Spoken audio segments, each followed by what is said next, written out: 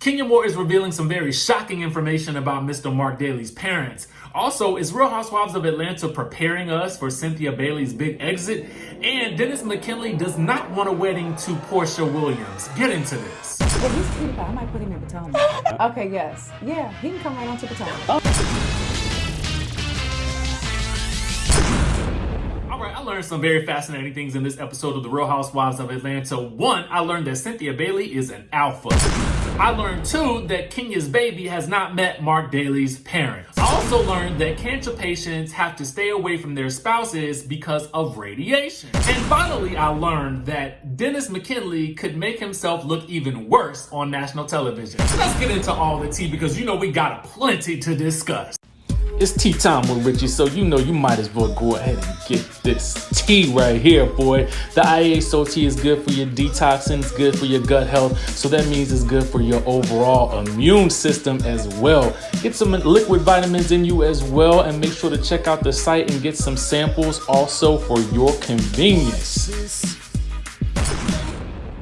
Now, it's your boy Richie Scott. We are back with another video. I want to thank you for tuning into the channel. Let's go ahead and dive into the tea, okay? First things first, we got to talk about this whole situation with Sister Circle. I told you guys on Saturday that the show was being canceled after 3 seasons. And what do you know? Atlanta Journal-Constitution has also written that article just as of 14 hours to go. Shout out to my source for providing us with this good tea, this good information. Although it is very, very sad news for the ladies and for the show, let me give you guys a little bit of a taste of what they had to say. Tegna's Atlanta-based talk show Sister Circle will end its run April 24th after nearly 3 seasons. The company released a statement noting, while there are many loyal fans of the show has not grown its audience enough to continue. It added, our 4 talented, engaging hosts had an uplifting and positive impact on daytime viewers, and we are so proud of the team and what Sister Circle has accomplished in its almost 3-year run, okay? Now, they not coming back for no more shows. It's done. It's a wrap. Y'all should have been watching the show to begin with, okay? Basically, what that press release stated was, won't nobody watching the show like we needed them to be watching the show in order for us to get these advertisers like we need them, okay? So, ultimately speaking, it's y'all fault that the show was canceled. I kid. But at the end of the day, you know, I hope that they all land with safe jobs, with good jobs, and you know, all that good stuff, because I know it's hard out here right now. It's hard out here right now, okay? Anyway, let's move right on along to what we got to talk about with this episode, okay? Now, I'm not going to touch on all parts of the episodes. I'm going to touch on the parts that I felt very interesting, okay? Now, the first thing I wanted to say is I learned that sisters should probably not work together, okay? Siblings and brothers and sisters, I don't think they should work together. Cynthia and Mallory are working together, and Cynthia is trying to run her business, and Mallory is telling us Cynthia's, okay? She is letting us know what she will do and what she won't do, and that is firmly the reason why I believe that you should never be working with your family, okay? Stop working with your family, y'all. Stop working with your family, because just as Cynthia tells us that as soon as she's trying to tell Mallory something, Mallory is telling her something back, okay? So at the end of the day, this is probably not the best idea. We also learned that Noelle is auditioning for Salt and Pepper. I don't think she got it because they have already shown us some previews for that show that's coming out sometime soon on Lifetime. It does look very intriguing, but unfortunately, she did not get that part, it seems. Or if she did, we just don't know about it yet. So we'll just have to keep on looking, because maybe she got some other role other than Salt or Pepper. You know what I'm saying? Maybe she got one of the Spinderellas. I have no idea.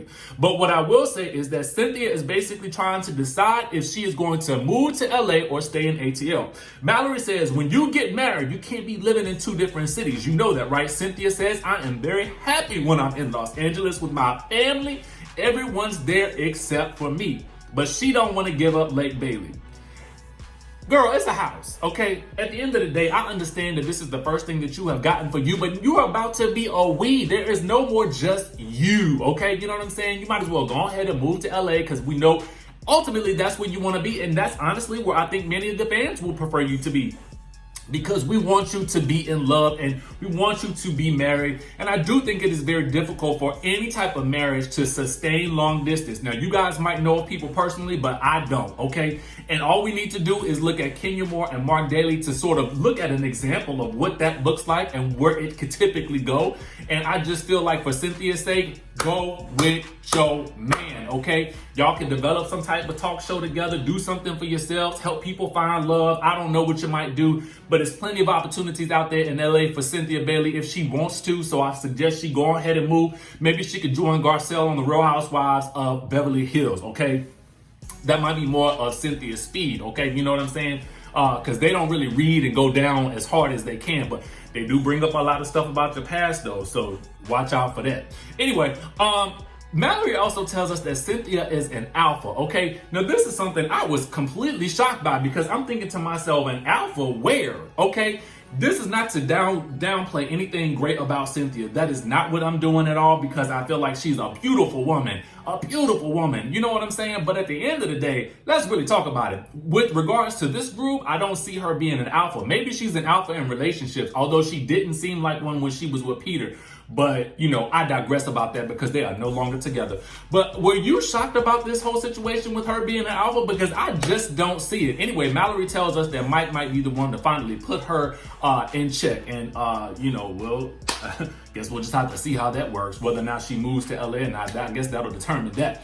Anyway, I want to move on ahead to Porsha and Dennis, okay? Now, I'm going to tell y'all the truth. When I'm watching this show, in specific this show right here, the first thing I'm thinking to myself is, okay, I'm just watching the night of as a casual observer. You know what I'm saying? I'm just watching the show like everybody else. I'm not making no notes. I'm just simply watching because chances are I'm eating dinner and I'm relaxing, okay? But then I wake up the next day and I will rewatch the show because I need to really deeply analyze and make notes about the things that I see on the show, okay? Now, when I first saw this scene, I really thought it was some fakery, okay? The first thought was, this scene seems very fake because I don't really understand why Porsha is mad. And maybe I took too many blinks or too many turns to look out the window or something like that because I completely missed a lot of the juicy details about this conversation that I'm about to detail for you right now, okay? Now, first things first, he is still complaining about going back and forth from Duluth to wherever downtown he works. Now, I don't really know how far that is, but at the end of the day, I feel like, again, you're the one who cheated while she was pregnant. So you need to be driving back and forth right now. You don't need to complain about nothing until you get all the way back into the good graces. Wait till you get married for that, okay? Now, what I will say is this. At some point, if they are going to get married, they will definitely probably have to move because in order for him to sustain his end of their lifestyle together, it should be convenient for the both of them. I'm just looking at that from marriage perspective. You understand what I'm saying? Do you feel me on that? Okay, good. So then he has a shot of Hennessy to get through this whole session. Now I'm thinking to myself, that's probably a mistake. I feel like you have a shot of something to drink when you are working to resolve an issue with somebody that you already had to beef with, not when you want to bring up the issues that you have beef about. Does that make sense? So for me, you go out to drinks for your recovery discussion. You know what I'm saying? After you've already had a big disagreement. Now, the drinking during the initiating of the argument is never a good thing, okay? It never goes according to plan. So I don't necessarily think he should have had that shot of Hennessy, and maybe he just had that shot of Hennessy because he knew he needed to have this conversation on camera. I don't know. But all I'm saying is it's usually not productive in that order, okay? Anyway, so we find out that he's mad about getting put out. When Porsha put him out, after she found out that he had been cheating, and then it was all over the blogs and on the internet, and then the people was accusing him of all kinds of crazy things, okay? So, and then she reasonably explains to him why he got put out, okay? So she thinks that he's playing in this situation for some reason because he doesn't seem to be taking her that seriously. And she explains to him and mentions that he cheated and they broke up. He's giggling. Oh, you giggling now? Oh, hey, Mr. Giggles. I didn't know this was the time for you to be laughing and giggling and joking when I'm reminding that you cheated on me while I was pregnant and did so while, and now I'm embarrassed on national television after we'd had a whole baby special together. Oh, now you want to giggle. My foot, okay? My foot. Anyway, at first I'm thinking to myself, I don't really get this whole argument. One minute he's complaining about how his friends are asking him about the wedding, and the next minute he says he don't want a wedding. Well, which is it, sir? Do you want a wedding or not? Well, it turns out apparently he just wants to get married, maybe down at the Justice of the Peace, and forego the whole wedding altogether. He feels like they don't have any friends, and she has to break it down to him yet again. She says that he feels like this because people are going to be judging him for the things that he's done. So now he wants to close off the wedding to those people. And he says this, because I made my notes. He says, I'm not paying for people's plates for people who don't really care for what's going on. Newsflash. Don't nobody want to pay for nobody's plates at the wedding, okay? I'm going to be very honest with you. Nobody wants to sit down and think about how many plates you got to pay for every time you have a wedding, okay? Nobody really wants to do that. But at the end of the day, that's what you do because people are coming out to the wedding to support you, so you need to feed them, okay? That's number one. Now, Porsha says, that's not fair for you to do something to me. Now you don't want to care about the people who care about me. And so then he's foul when he says this. So you pay for it. For real.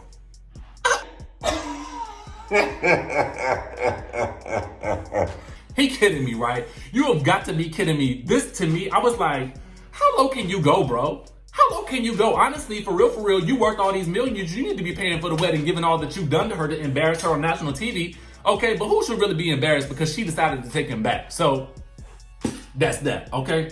Anyway, so she says, now you're being mean. So then to pile on to this argument, number one, when you already have an tense moment, the next thing that you should not do is bring up something else that's gonna cause another tense moment. So why would you bring up the prenup? I don't understand. Riddle me that. I'm trying to understand his logic here because I feel like he's just going from he's just going down, man. He is just going down in this argument, down in flames.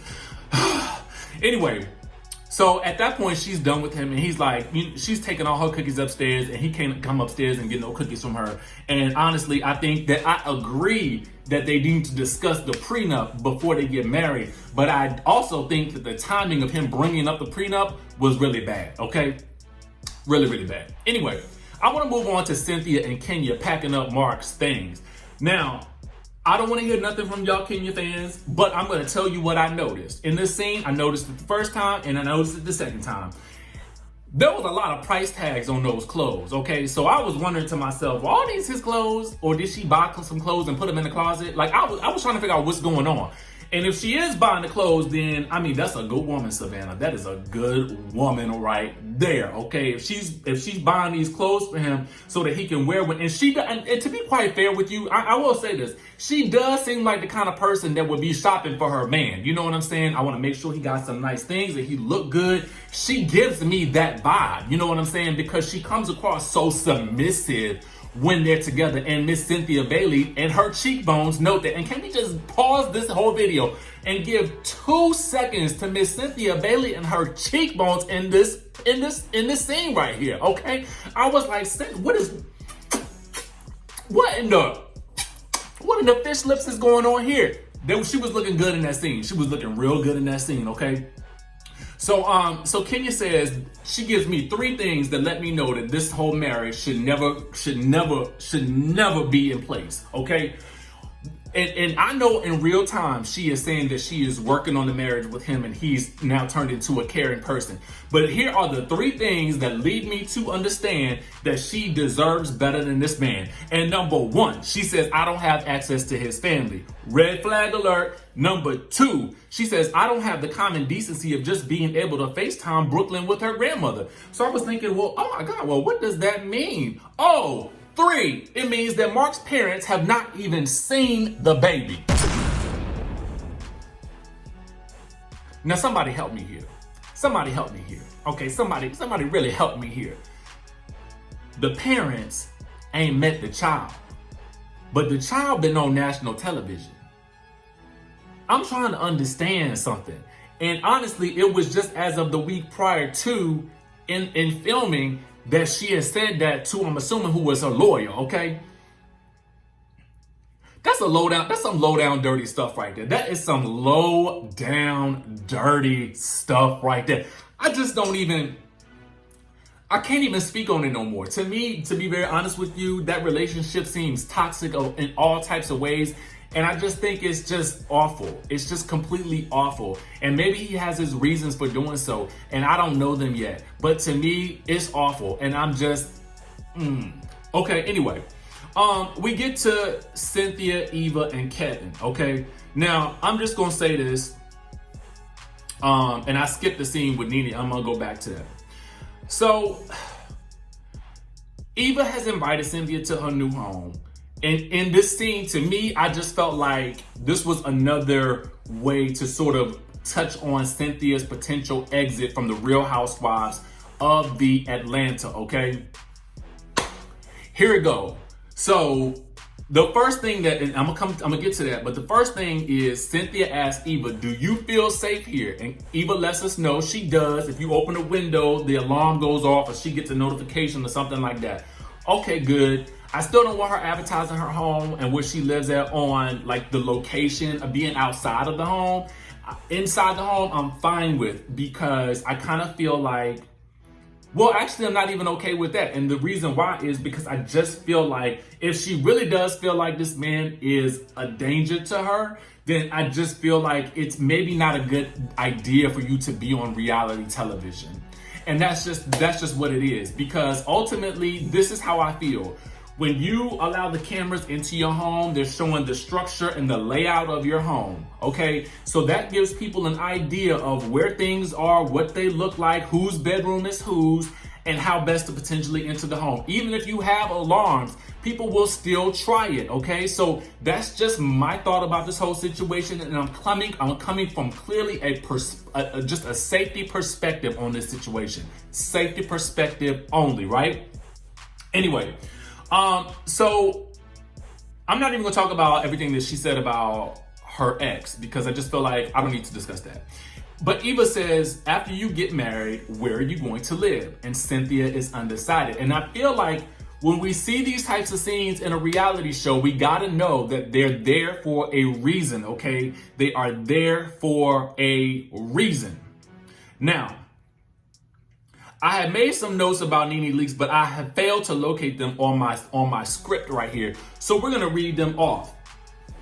So Nene and Greg have a scene together in which, you know, they're in the bedroom about to get it on or whatever. And at the beginning of that scene, we hear Nene's new single, Come and Get It, Honey. So I'm like, okay, come and get it, you know, and I'm just, you know, popping and dropping and everything. And I was like, and at first I thought, okay, this scene is purely for advertising purposes, to advertise her new single.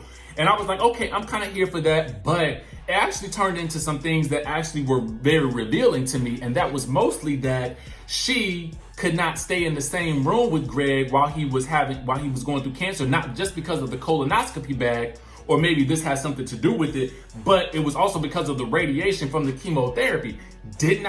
Was not even clued into that. Let me know if you realized that down below, if you knew that. And I feel like this is probably something only people who have actually gone through cancer or cared for somebody with cancer would possibly know. So for me, that was a new revelation. So I understand this now. And this also touches on why she asked about an open relationship. Now, I guess because they had not been able to sleep with each other, you know, everybody got their needs and stuff like that. So I don't know if she was asking for herself and if she needed it, but whatever, I don't know. I want to move right on along to this whole situation with Kandi, okay? So Kandi and Todd are about to meet a therapist, and Todd feels like he don't need a therapist, okay? But in my mind, I'm like, in the past 2 episodes, you have been the main one who has been complaining about the things that Kandi has been doing. Maybe you do need some therapy so that you guys can have somebody sit down and tell you how to resolve your issues. Because we learned in this episode that he's not the only one with some issues in the relationship. She also has some issues with him, okay? So to me, a therapist is needed. Now, so I need for him to stop huffing and puffing about that. We learned that, so to me, I'm gonna go ahead and tell you how I feel about this whole situation. I do feel like Todd makes some very good points in this whole scenario. What I really don't like is, in order for you to make your point, you don't have to down Kandi's BS friends BS events. Like, you don't have to say that. You know what I'm saying? Because I feel like at the end of the day, you wouldn't want somebody talking about her events like that. And when they come to her events, they're sacrificing their time too. So people who have events and things and fundraisers and stuff like that, don't down her friends' stuff. Like, that's not cool to me. You can make your point without making their stuff seem insignificant, okay? They may be insignificant to you, but they're significant enough for her to want to go. You know what I'm saying? So I just feel like that's walking down the wrong road, and I wish the therapist had caught that. Anyway, We learned that also Todd has a stricter parenting style than Kandi. Now, somebody might disagree with me about this, and you're fine and welcome to. But at the end of the day, I feel like Kandi has been making a lot of money for a very long time.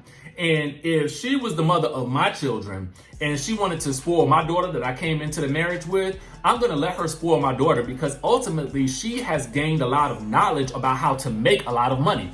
And I would definitely want my daughter to have that same knowledge and to be treated well at the end of the day. So for me, it's like you're going to take away from her Kylie being able to have something for her birthday because you felt like she's being irresponsible. Well, if she's irresponsible, I have to partly blame you for that as well. So I just am. Now, parents are not always responsible for their kids' issues, but I will say their parenting does play a part in those issues at times. So for me, I feel like if Kandi wants to build a bond with Caleb by rewarding her for her life, for making it through another year, then you should let her do that. Let her build that experience with her for herself. And don't restrict and block her blessings because you angry that she's not being as responsible as you want her to be. Just my thought on that. Anyway, we learned that the sex life is not as good as it used to be. It's just really not as frequent, and that's completely understandable. I feel like that happens in a lot of marriages, specifically when you have two very ambitious people. And I feel like that's something that they can actually work on. And I feel like the therapist tells them as such.